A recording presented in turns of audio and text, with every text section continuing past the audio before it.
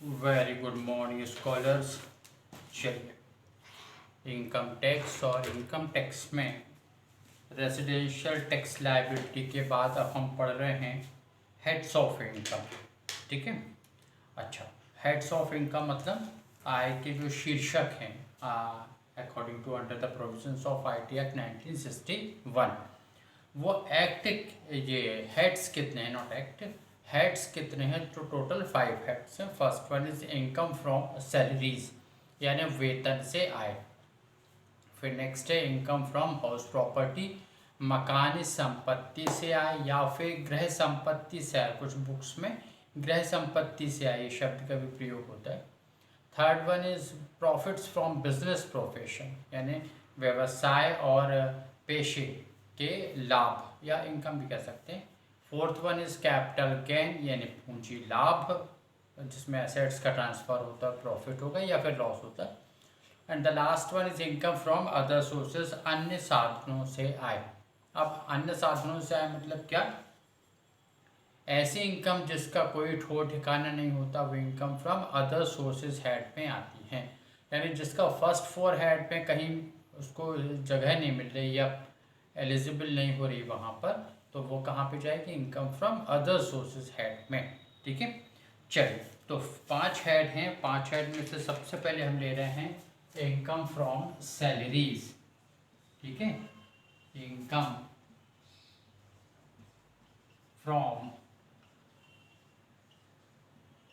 Salaries, या इसे हम कहते हैं वेतन से आय। सेक्शन 15 to 17, धारा 15 से 17 इस पे एप्लीकेबल होती है। अब यहाँ पर वेतन से क्या आशय है? तो सबसे पहले तो ये कि वेतन हेड में टैक्सेबल होने के लिए दोनों पक्षकारों में, यानी दो पक्षकार मतलब कौन? एक जो वेतन दे रहा है और दूसरा जो वेतन ले रहा है। तो जो वेतन देता है उसको कहते हैं एम्प्लॉयर या फिर नियोक्ता, और जो वेतन ले रहा है उसे कहते हैं एम्प्लॉय या फिर कर्मचारी। नियोक्ता स्टेट गवर्नमेंट हो सकती है, सेंट्रल गवर्नमेंट हो सकती है, कोई कंपनी, फर्म या इंडिविजुअल हो सकते हैं। तो इस तरह से ये एम्प्लॉयर हो गया, कर्मचारी आप समझते हैं एम्प्लॉय। इन दोनों के बीच में, दोनों पक्षकारों, दोनों पार्टी के बीच में एम्प्लॉयर और एम्प्लॉय का रिलेशन होना आवश्यक है। यदि ऐसा नहीं है तो वो उनको मिलने वाला जो अमाउंट है वो सैलरी हेड में टैक्सेबल नहीं होगा। जैसे कि मेंबर ऑफ पार्लियामेंट या फिर एमपी जिसको बोलते हैं, सांसद, या फिर member of legislative assembly MLA या विधायक, इन्हें राज्य सरकार से या केंद्र सरकार से जो वेतन मिलता है या जो अमाउंट मिलता है, ठीक है, इन्हें वेतन के नाम पे भी मिलता है। लेकिन इनकम टैक्स कहता है कि साहब हम आपको सैलरी हेड में टैक्सेबल नहीं, income from other sources head में टैक्सेबल करेंगे इस अमाउंट को। क्यों? क्योंकि राज्य सरकार या फिर केंद्र सरकार आपकी नियोक्ता नहीं है, आप क्या है? पब्लिक रिप्रेजेंटेटिव हैं, यानी जनप्रतिनिधि हैं। इसलिए ये जो अमाउंट है वो सैलरी हेड में टैक्सेबल नहीं होगा, होगा ज़रूर, ठीक है, एग्जेम्प्टेड नहीं, जब अलाउंसेस थोड़े बहुत एग्जेम्प्टेड होंगे, होगा ज़रूर टैक्सेबल, लेकिन यहाँ नहीं, वहाँ। ठीक है। तो income from other sources head में टैक्सेबल होता है। समझ में? उसी प्रकार से यदि मान लीजिए कोई पार्टनर्स हैं, वो अपनी फर्म से अमाउंट ले रहे हैं सैलरी के नाम पे, तो वो सैलरी हेड में नहीं बल्कि बिजनेस प्रोफेशन हेड में टैक्सेबल होती हैं। उसी प्रकार से प्रोफेशनल पर्सनस हैं, जैसे मान लीजिए आपके चार्टर्ड अकाउंटेंट साहब हैं, एडवोकेट्स हैं, डॉक्टर्स हैं, इंजीनियर्स हैं, वो वर्क बेसिस पे किसी फर्म में काम कर रहे हैं या किसी के यहाँ पर, तो वो सैलरी नहीं मानी जाएगी। इनकम फ्रॉम बिजनेस प्रोफेशन या अदर सोर्सेज हेड में टैक्सेबल होगी। जनरली बिजनेस प्रोफेशन में होगी क्योंकि वो प्रोफेशनल पर्सन है।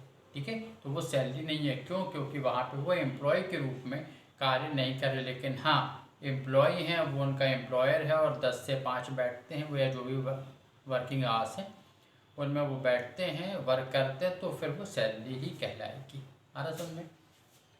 तो ये पहली बात तो ये हुई कि यहाँ पर एम्प्लॉयर और एम्प्लॉय का रिलेशन होना बहुत आवश्यक है।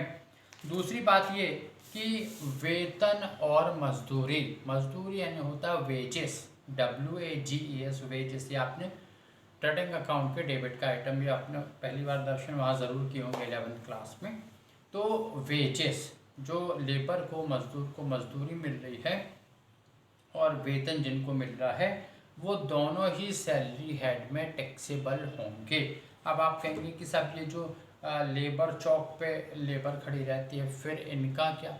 तो यहाँ पे ये परमानेंट कहीं जॉब नहीं कर रहे हैं, ये तो लेबर चौक पर आते हैं, कोई भी इनका कहते हैं ना इंस्टेंट एम्प्लॉयर बनता है और जाके नया अमाउंट दे देता है, तो ये टैक्सेबल नहीं होगी। लेबर का मतलब देखिए, आमतौर पर हम समझते हैं कि सैलरी यानी वेतन है बड़ी राशि और मजदूर यानी थोड़ा छोटा अमाउंट, है ना, ये मीनिंग जनरली एक परसेप्शन यही है कि यही है, मजदूर यानी छोटा अमाउंट। लेकिन सच्चाई ये बिल्कुल भी नहीं है। आप देखेंगे इंडियन रेलवेज में जो परमानेंट लेबर है, वो कॉन्ट्रैक्ट बेसिस वाली लेबर की बात नहीं कर रहे, जो परमानेंट लेबर है वो आमतौर पे मजदूर के लिए, आप देखिए एक मिस्त्री को कहीं पे आप लगा लें तो 500-600 रुपये से ज़्यादा नहीं देंगे आप एक दिन के, ठीक है। मतलब ये मीडियम लेवल की सिटीज़ की बात करें, मेट्रो सिटीज़ में हो सकता है 1000 रुपये भी दे दें, लेकिन चलिए 1000 रुपये भी मान लें तो उससे ज़्यादा एक मिस्त्री को आप नहीं देंगे। लेकिन रेलवे में जो परमानेंट लेबर है, वो जो रेलवे ट्रैक की गिट्टी, हालांकि वर्क तो है ऐसा वैसा हल्का फुल्का काम भी नहीं है, लेकिन फिर भी गिट्टी जो ट्रैक से हटा के या एडजस्ट करते रहते हैं वहाँ पर, वो लेबर को पर डे का एटलीस्ट 2000, और ये 2000 एक रेलवे एम्प्लॉय ने बताया था हमको कि वो वहाँ वर्क करते थे। ये आज से हम 4 से 5 साल पहले की बात बता रहे हैं कि वहाँ पर उनको पर डे 60,000 रुपये पर मंथ मिलता था। तो एटलीस्ट अभी भी इस 2000 पर डे से तो ज़्यादा ही बढ़ गया होगा अमाउंट। तो पर डे मान के चलिए एटलीस्ट 2000 परमानेंट लेबर को मिल रहा है, यानी 60,000 रुपये। अब आप बताओ इसको, आप और कहने को ये मजदूरी है, ठीक है। गवर्नमेंट की फैक्ट्रीज़ में भी, जो गवर्नमेंट की फैक्ट्रीज़ है वहाँ पर जो कहने को वो लेबर हैं, लेकिन पर मंथ का 70-80 हज़ार रुपये उनको अमाउंट मिलता है या मोर देन 50,000 मिल रहा है, ठीक है। तो इसलिए मजदूरी को छोटा मोटा अमाउंट में समझना, या मजदूरी यानी छोटी राशि नहीं है, क्योंकि जनरली हम मजदूरी का मतलब यही समझते हैं जो लेबर चौक पे लेबर खड़ी है उसको, ठीक है। चलिए फिर उसके बाद तो वेतन हो या मजदूरी हो, ये दोनों सैलरी हेड में टैक्सेबल होते हैं। फिर जो सैलरी है वो ड्यू या अक्रूड बेसिस, या ड्यू अक्रूड भी कह सकते हैं। देखिए एम्प्लॉयर को देना है तो उसके लिए वो ड्यू हो गई क्योंकि देय है, और जिसको मिलना वो अक्रूड है या अर्न है। और रिसीव्ड जो वास्तव में प्राप्त है, पेमेंट है जो वास्तव में भुगतान किया। तो ड्यू या received which ever is earlier, दोनों में जो जल्दी हो उस आधार पर टैक्सेबल होती है। यानी किसी कर्मचारी को यदि सैलरी ड्यू हो गई और अभी तक प्राप्ति नहीं हुई है, तो ड्यू बेसिस पे ही वो टैक्सेबल हो जाएगी। जैसे आपको बता रहे, बहुत वर्ष पहले की बात है, जब मध्य प्रदेश और छत्तीसगढ़ एक ही साथ थे, तब की ये बात ये, तो या उसी समय अवधि की, मोर देन 20 ईयर्स तो हो ही गए इसको, जब राज्य परिवहन निगम, सड़क परिवहन निगम की जो बसें थीं, तो वो मतलब राज्य सड़क परिवहन निगम लगभग बंद होने की कगार पे ही आ गया था, या बंद ही हो गया था पहले। तो वहाँ पर कर्मचारी को महीनों क्या सालों की, कई वर्षों की से सैलरी नहीं मिल रही थी, लेकिन उन पर इनकम टैक्स लग रहा था। क्यों? क्योंकि ड्यू तो हो रही थी ना, अभी वो वहाँ से टर्मिनेट या अलग तो नहीं हुए थे। लेकिन हाँ, वो यदि वो जॉब छोड़ देते तो फिर उनको टैक्स, इनकम टैक्स नहीं देना पड़ता। तो जब तक कि एम्प्लॉयर एम्प्लॉय का रिलेशन है, भले रिसीव्ड ना हो रही हो लेकिन ड्यू हो गई, तो आपको इनकम टैक्स देना ही होगा। यदि आप इनकम टैक्स नहीं देना चाहते तो जॉब छोड़ दो, लेकिन जॉब छोड़ दोगे तो आप समझ सकते हैं ना, वो भी गवर्नमेंट जॉब, ठीक। चलिए, तो इस तरह से भाई गवर्नमेंट, आप यही कहते हैं ना कि उम्मीद से दुनिया कायम है, उनको आज नहीं तो कल और कल नहीं तो परसों दे मिल ही जाएगा अमाउंट, है ना। चलिए, अब उसके बाद में तो आ रहा समझ में, तो ड्यू। अच्छा, एक बात और, ये ड्यू और पेमेंट की डेट में भी डिफरेंसेस होता है। देखिए जैसे जो गवर्नमेंट एम्प्लॉय रहते हैं, ठीक है, गवर्नमेंट की बात करें या सेमी गवर्नमेंट की बात करें, तो उनके एम्प्लॉय का, कर्मचारी की जो सैलरी है वो नेक्स्ट मंथ की फर्स्ट डे को, ठीक है, अगले महीने की पहली तारीख को ड्यू होता है। जैसे मान लीजिए गवर्नमेंट एम्प्लॉय है, 1 अप्रैल से 30 अप्रैल तक ऑफिस में काम करते हैं, तो उनकी सैलरी कब ड्यू मानी जाएगी? 1 मई को, ठीक है। अब देखिए 1 मई ने नेक्स्ट मंथ की फर्स्ट डे को वो ड्यू हुई, लेकिन ज़रूरी नहीं है कि वो 1 ही मई को मिल जाए। हो सकता है जो क्लर्क साहब हैं वो छुट्टी पे हैं, कुछ फॉर्मेलिटीज़ पूरी नहीं हो पाई, साहब छुट्टी पे थे तो सिग्नेचर नहीं हो पाए, जिसके कारण से पेमेंट रुक गई। तो हो सकता है 3 तारीख, 5 तारीख, 7 तारीख को पेमेंट हो सकता है, लेकिन ड्यू कब हो रही है? वो 1 तारीख को। लेकिन जो बैंक के एम्प्लॉय हैं या फिर नॉन गवर्नमेंट एम्प्लॉय, जिसको अपन प्राइवेट जॉब्स के एम्प्लॉय बोलते हैं, उनकी सैलरी उसी महीने की लास्ट डे को ड्यू हो जाती है, यानी रिलेवेंट मंथ की लास्ट डेट को, ठीक है, याद रहेगा ये।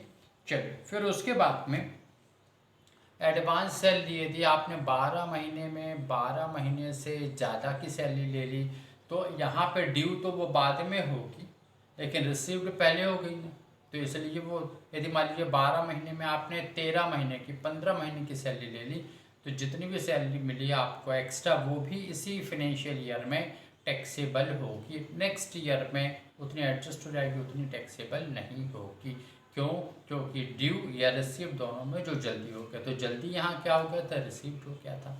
ये एडवांस सैलरी कराती है। लेकिन एडवांस सैलरी में यदि मान लीजिए आप लोन लेते हैं, आप ऋण के रूप में अग्रिम वेतन लेते हैं, तो फिर यह अग्रिम वेतन नहीं माना जाएगा। यह अग्रिम वेतन के रूप में इनकम टैक्स में टैक्सेबल नहीं होगा, यह ऋण की राशि। आ रहा समझ में? यदि कोई करनी, छोटी छोटी बातें हैं जो आपको ध्यान में रखनी है। फिर और ये जो थ्योरी जब आप लिखेंगे तब भी ज़रूरत पड़नी है। फिर यदि मान लीजिए आपकी जो एम्प्लॉय हैं, कर्मचारी हैं, वो नियोक्ता के साथ में एग्रीमेंट करते हैं कि साहब हम सैलरी नहीं लेंगे, हम काम करेंगे लेकिन सैलरी नहीं लेंगे, ऐसा भी होता है। तो यहाँ पर एग्रीमेंट है तो फिर सैलरी ड्यू नहीं मानी जाएगी और इनकम टैक्स नहीं देना होगा। लेकिन यदि किसी प्रकार का कोई एग्रीमेंट नहीं है तो फिर वहाँ पे सैलरी भले ना ले रहे हो लेकिन ड्यू होगी और टैक्स भी देना पड़ेगा। समझ में? फिर एक कर्मचारी को 1 वर्ष के दौरान 1 से ज़्यादा नियोक्ता से भी वेतन मिलेगा, वो सब इकट्ठे ही टैक्सेबल होगा उसी वर्ष में। भाई ऐसा हो सकता है ना, जो एम्प्लॉय है, कर्मचारी है, वो 8 घंटे एक जगह जॉब करता है, फिर 4 घंटे 6 घंटे कहीं दूसरी जगह भी जॉब कर सकता है, ऐसा भी होता है, ठीक है। तो वो इकट्ठी जो सैलरी मिलेगी वो एक ही बार में टैक्सेबल होगी, ठीक है भैया। तो ये इस तरह की बातें हैं, और बाकी वैसे तो और भी आएंगे अभी, क्योंकि अब हम अलाउंसेस पढ़ेंगे, भत्ते पढ़ेंगे, परक्विजिट्स या पर्क्स यानी अनुलाभ पढ़ेंगे, तो उनका कैलकुलेशन है। तो इस तरह से बेसिक है, और भी अभी ये अपने आप में ये तो शुरुआत ही है, मतलब चलिए ठीक है। फिर अब आगे पढ़ेंगे DA DP और वेतन और ये बोनस कमीशन ये सब, ठीक। चलिए तो फिलहाल इतनी, बाकी नेक्स्ट क्लास में, ठीक है। Thank you.